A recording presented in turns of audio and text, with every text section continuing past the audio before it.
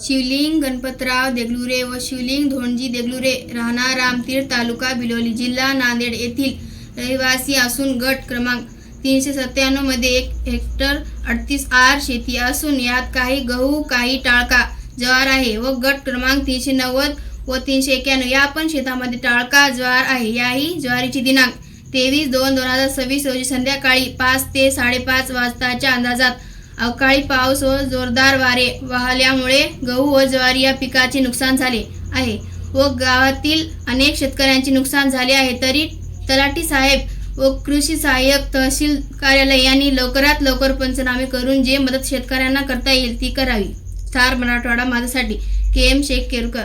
शिवलिंग गणपतराव देगलुरे राहणार रामतीर्थ तालुका बिलोली जिल्हा नांदेड काल दिनांक 23/3/2026 रोजी सायंकाळी 5च्या सुमारास अति नुकसान झालेल्या आमच्या ह्या गव्हाच्या शेताचं नुकसान बघा आणि आम्हा शेतकऱ्यांना जे काय तुम्हाला न्याय देता येईल त्या पद्धतीचा न्याय देऊन सरकारनं आमच्यावर मदत करावी, सहकार्य करावं असं आमचं कळकळीचं मागणं आहे।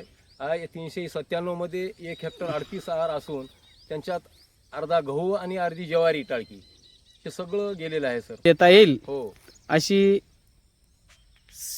शासनाने त्वरित निर्णय घेऊन अशा या अवकाळी पावसामुळे वादळ वाऱ्यामुळे हे गहू व टाळका ज्वारी हे पूर्णतः नुकसान झालेले आहे।